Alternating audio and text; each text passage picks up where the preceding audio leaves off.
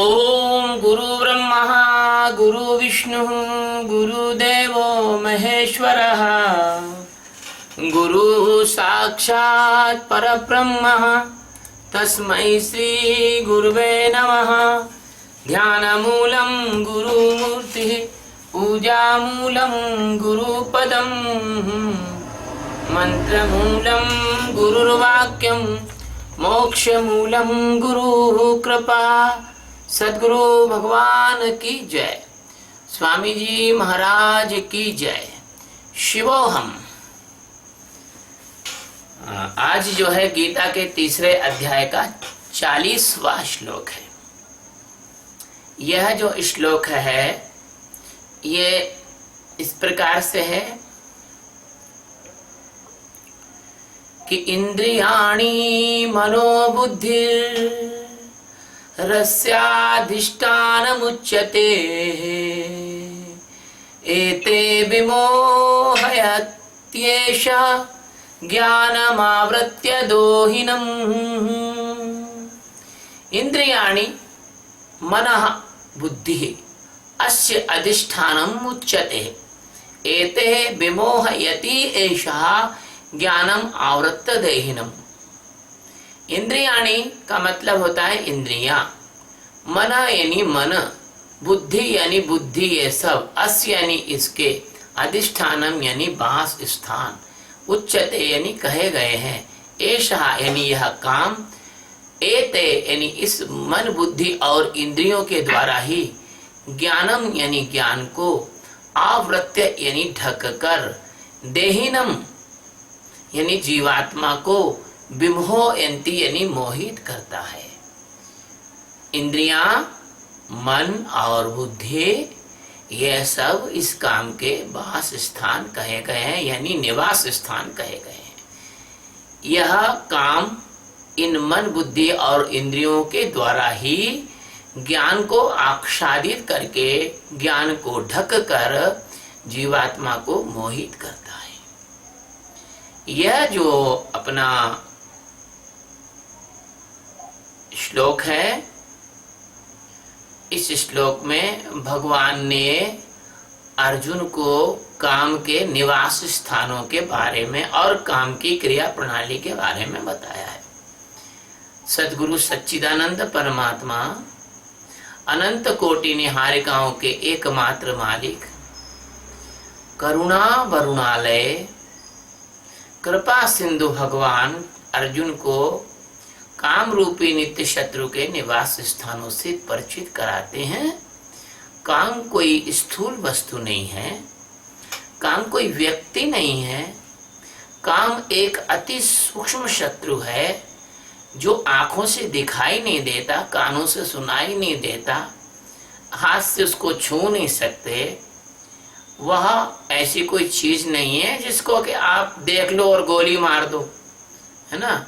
जो छिपकर वार करता है, खुद सामने आकर किसी के सामने आके नहीं लड़ता है, वह किसी को माध्यम बनाता है, जीव के जीवन का इस प्रकार से सत्यानाश करता है कि जीव को ऐसा लगता है कि मैंने ही गलती करी है, जबकि उसकी बेचारे की कोई भी गलती नहीं।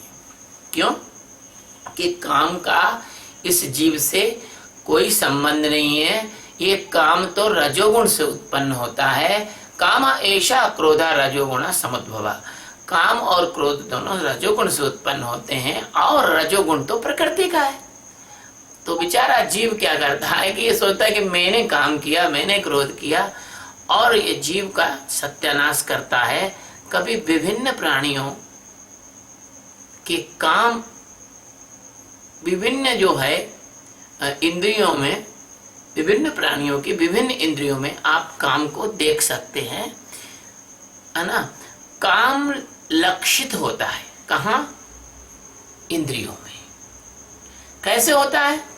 जब काम आपकी आंखों में होता है। किसी कामुक आदमी की आंखें देखो, स्त्रियां बहुत जल्दी पहचान जाती हैं, पुरुष कम पहचान पाते हैं। किसी कामुक आदमी की आंखें देखो, उसकी आंख में एक अजीब सी भूख होती है, एक लालच होती है, एक लालसा होती है। उसकी आंखों में एक अजीब तरह का दोगलापन होता है। धोखा होता है। धोखा मिश्रित एक अजीब सी दृष्टि होती है, जैसे कोई गिद्ध होता है मरे हुए जानवर को कैसे देखता है खाने के लिए, ऐसे जो कामुक पुरुष या कामुक स्त्री होती है उसकी आंखों से पता लग जाता है कि ये कामुक पुरुष है और कामुक स्त्री है। तो या कोई व्यक्ति अपन भोजन कर रहे हो, कई बार आपने देखा होगा, अपन भोजन कर रहे हो और अपन किसी से पूछें कि भैया भोजन कर लो, तो वो मना कर देगा ऊपर ऊपर, लेकिन उसके अंदर भोजन करने की इच्छा रहती है। वो अपने भोजन की तरफ तकता है, देखता है क्या क्या है इसमें, क्या खा रहे हैं, ये कौन कौन सी चीजें खा रहे हैं। तो इस प्रकार से ये प्रत्येक प्रकार की जो वासना होती है, चाहे काम वासना हो, चाहे धन की वासना हो, चाहे पुत्र की वासना हो, चाहे स्त्री की वासना हो, चाहे मकान की वासना हो, चाहे किसी भी तरह की काम वासना हो, हर तरह की काम वासना उस व्यक्ति की आंखों से परिलक्षित होती है। कोई कोई की आंखें तो ऐसी होती हैं, ऐसे घूर के देखते हैं खा जाएंगे, है ना। आप देखो कभी सड़क पर चलते हुए कि कोई अपनी गाड़ी कहीं किसी व्यक्ति से हल्की सी टच होने वाली हो या अपनी कोई ट्रैफिक में गलती हो, तो सामने वाला अपने को ऐसे घूर के देखा है कि जैसे अभी मार ही डालेगा आपको। तो आंखों से यह काम परिलक्षित होता है और आंखों में क्रोध में भी बदलता है। कभी कभी क्या होता है, काम जिह्वा से परिलक्षित होता है।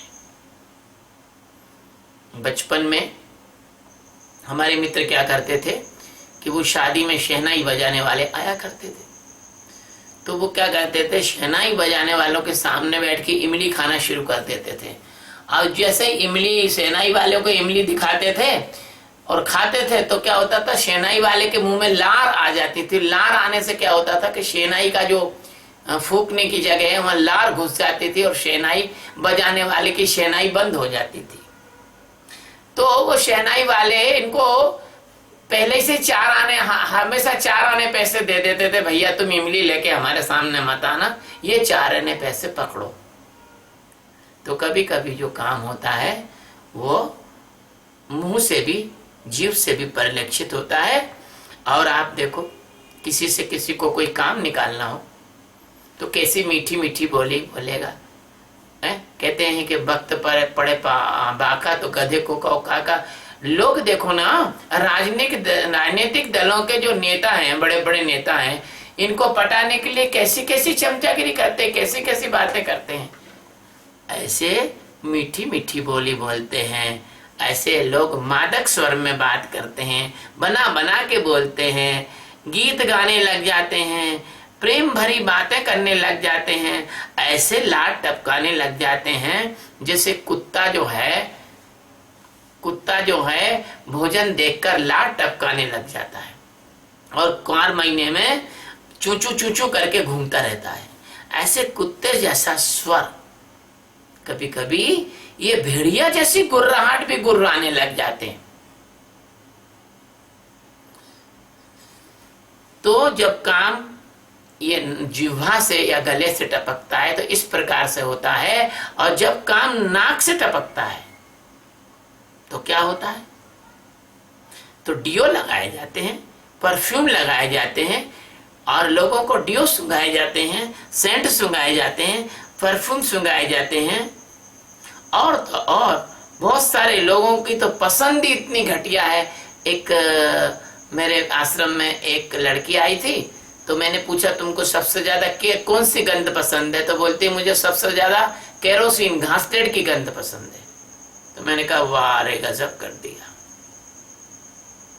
तो ऐसे कोई कोई लोग होते हैं जिनका मन दुर्गंधों में रमता है, जिनका काम दुर्गंधों में रमता है।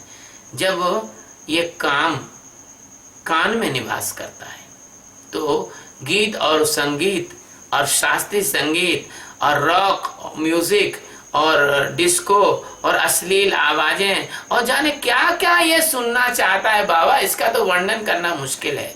तो भगवान कहते हैं कि काम और काम का जो निवास स्थान है वो इंद्रियों के द्वारा ही।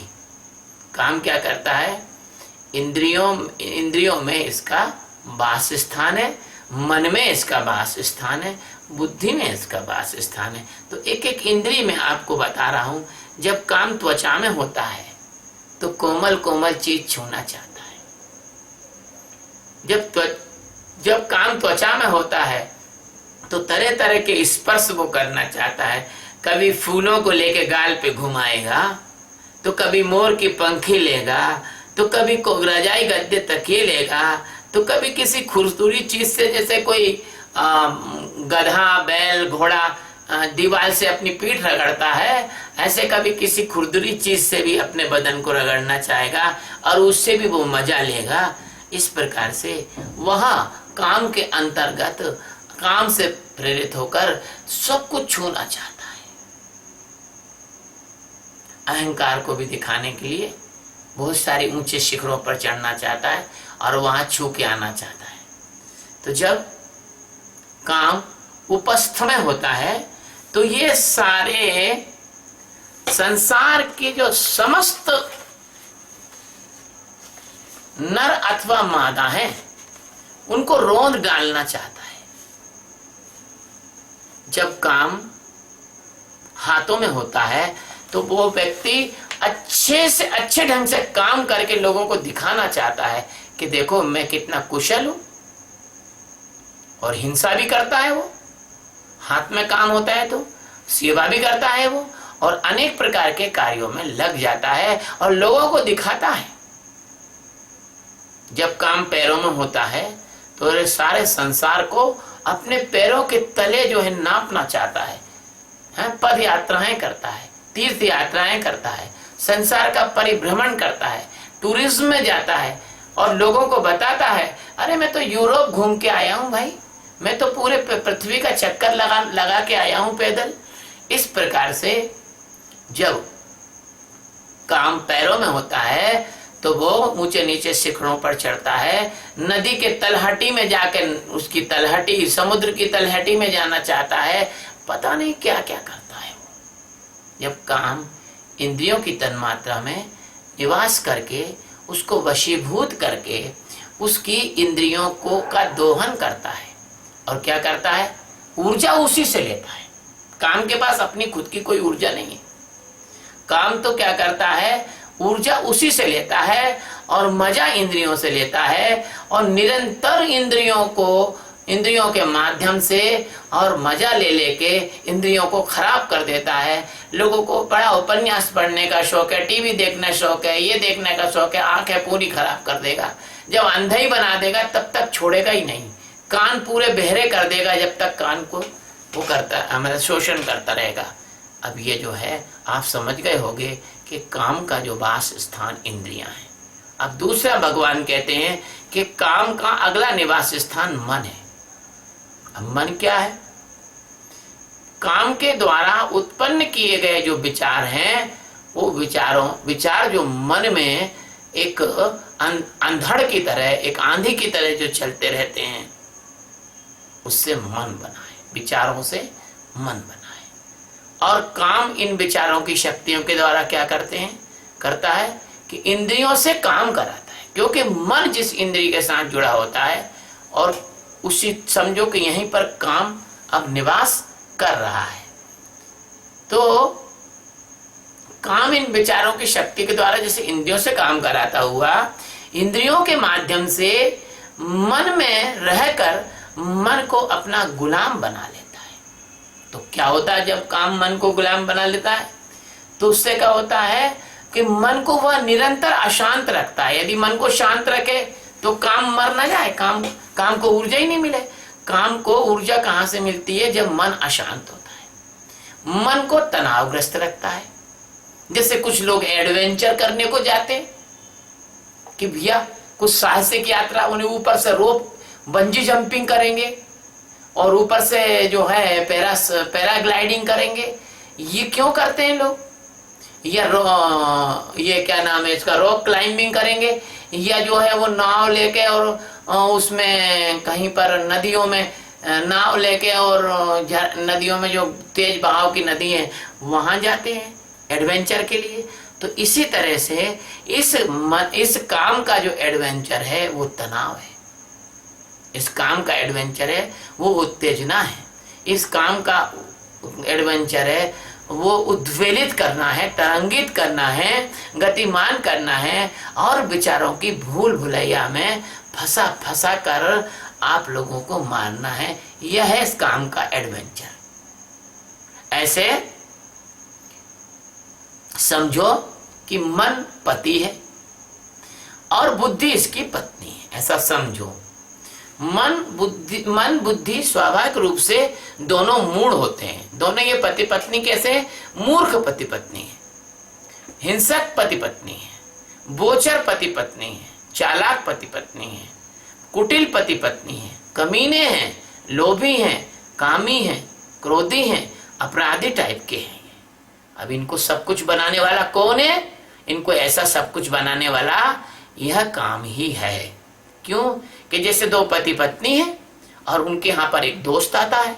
अब दोस्त उन दोनों पति पत्नियों को बेवकूफ बनाकर और उन पति पत्नियों को अंटे संटे भर के भड़का के और उनके द्वारा दूसरों से लड़ाई झगड़े कराना और उनको फालतू के डर दिखाना, उनको चिंता में डालना, ऐसे कोई दोस्त करता है। ऐसे काम जो है इन दोनों मन और बुद्धि रूपी पति पत्नी का एक ऐसा दोस्त है, ऐसा पक्का दोस्त है जो इनके घर में खूब आराम से ठहरता है और पति को भी बेवकूफ बनाता है और पत्नी को भी बेवकूफ बनाता है।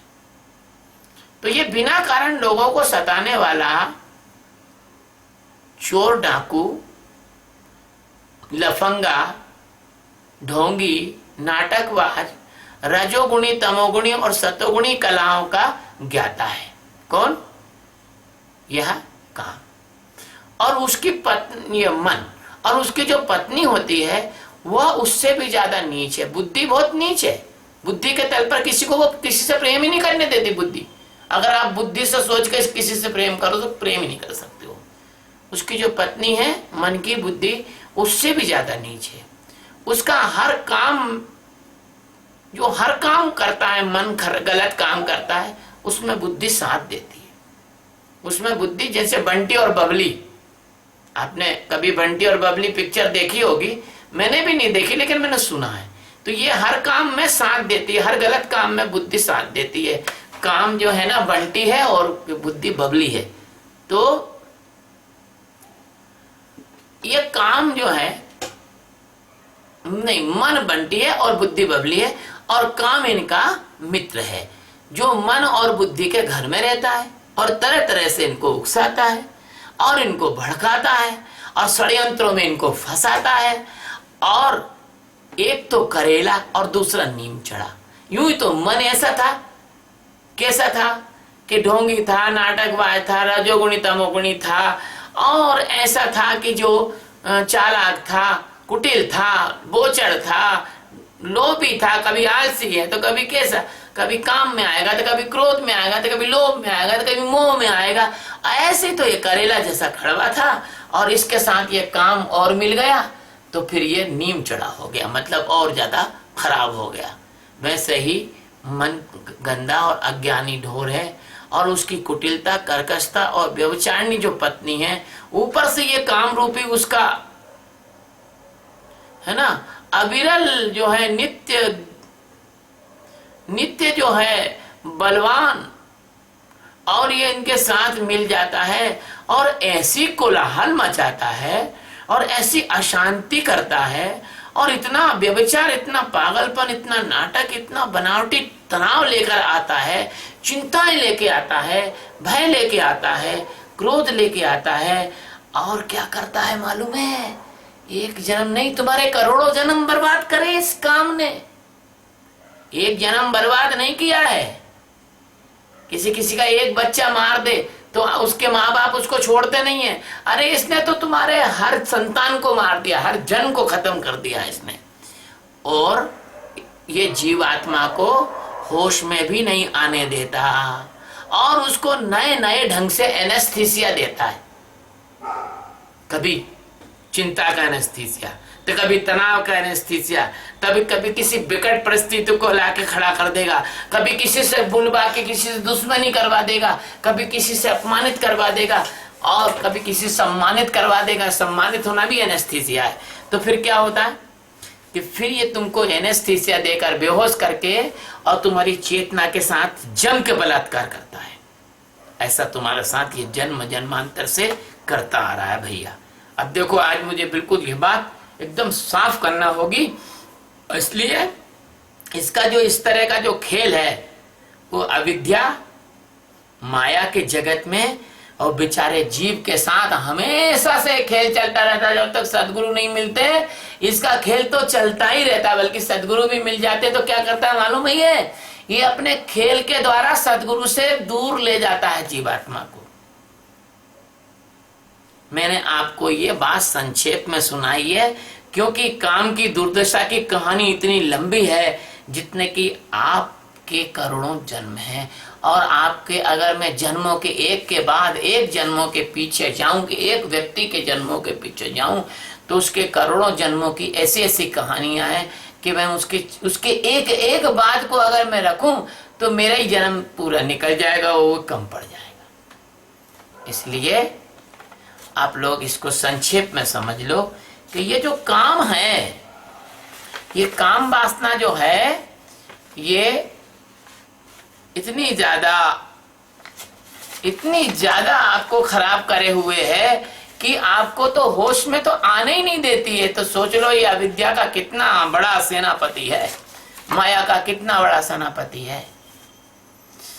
भगवान अपने प्यारे शिष्य अर्जुन को इस श्लोक के माध्यम से अंतःकरण से परिचित कराना चाहते हैं।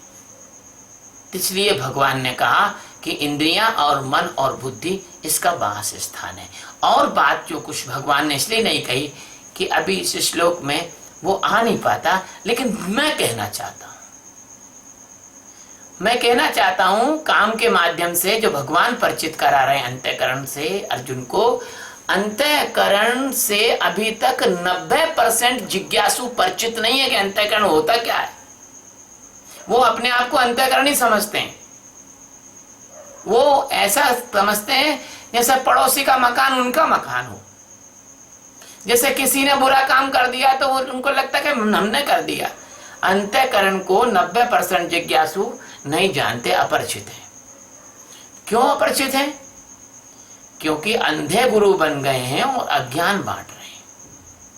जैसे वस्त्र सूत से बनता है, जैसे घड़ा मिट्टी से बनता है, जैसे जल से बर्फ बनता है, ऐसे इंद्रियां मन बुद्धि सबका अधिष्ठान यह काम ही है।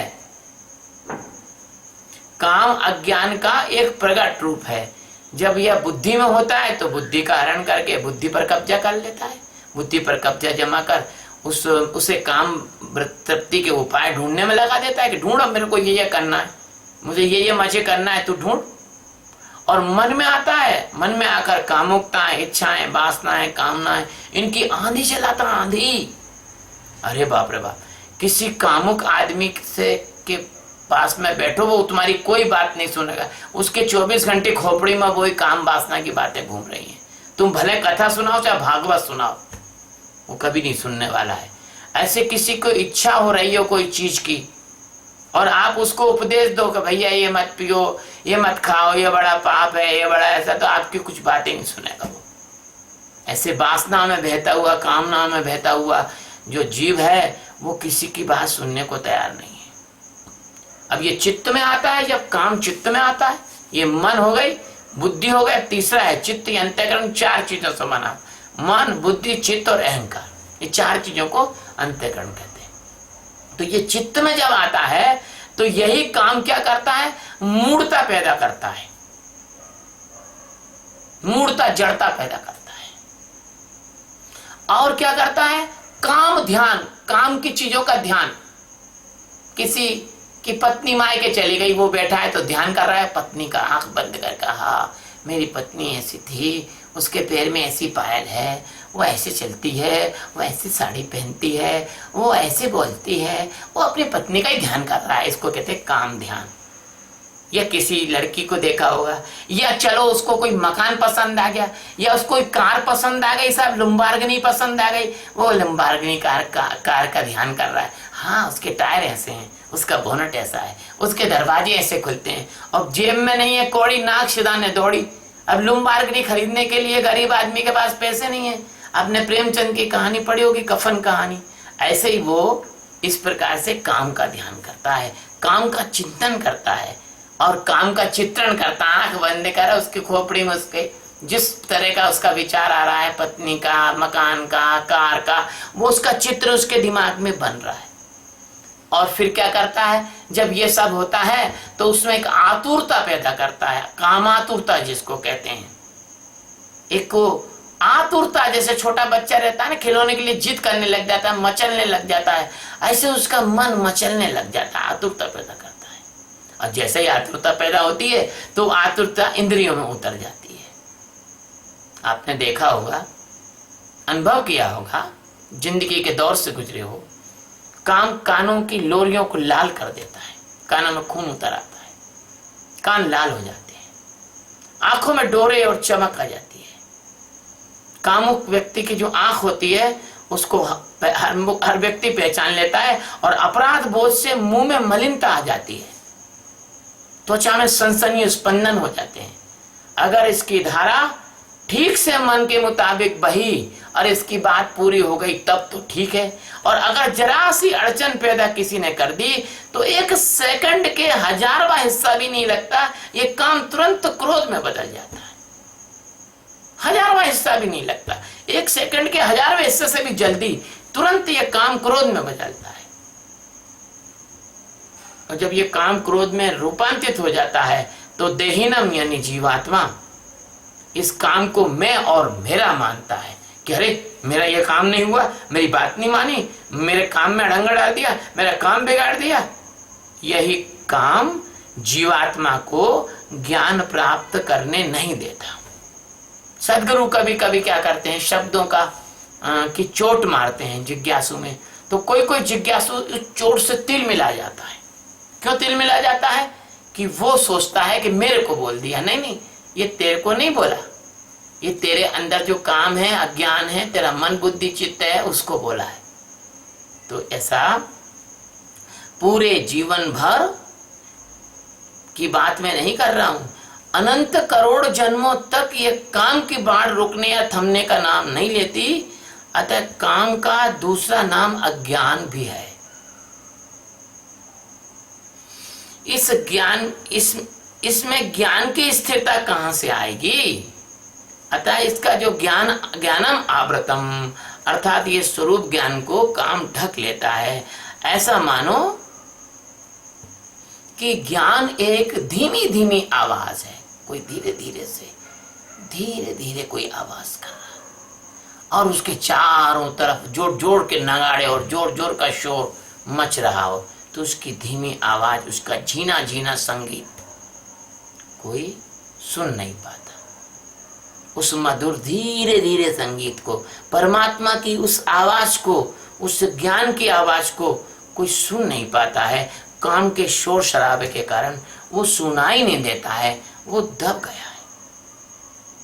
यदि कोई सतगुरु मिले और आपको वहां से काम के शोर के स्थान से हटाकर कोई शांति के स्थान पर, समता के स्थान पर आपको खड़ा करे, ध्यान के माध्यम से ले जाकर खड़ा करे, तब कहीं भैया ये जो आवरण काम ने बनाया है वो भंग हो सकता है। तुम्हारा एक अज्ञान जो है वो तिरोहित हो सकता है, समाप्त हो सकता है, तुम्हारी भ्रांति दूर हो सकती है, अंधकार हट सकता है, तुम्हारी आंखों का मोतियाबिंद ठीक हो सकता है। तुम काम की अंधेरी गहरी गुफा में पड़े हो और वहां वासना के सपने देख रहे हो। जैसे कोई आदमी नींद में पड़ा हुआ और सपने देखता है और उसको लगता है हकीकत है, ऐसे तुम्हारा ये जन्म और मरण और ये तुम्हारा जीवन ये काम की गहरी गुफा में सपने के समान है। तुम्हारी नींद तुम खुद नहीं तोड़ सकते, तुम स्वयं नहीं जाग सकते। सोया आदमी कुछ नहीं कर सकता, जाग नहीं सकता। वो एक सपने से दूसरे सपने में चला जाएगा, वो जागने का भी सपना देखने लग जाएगा।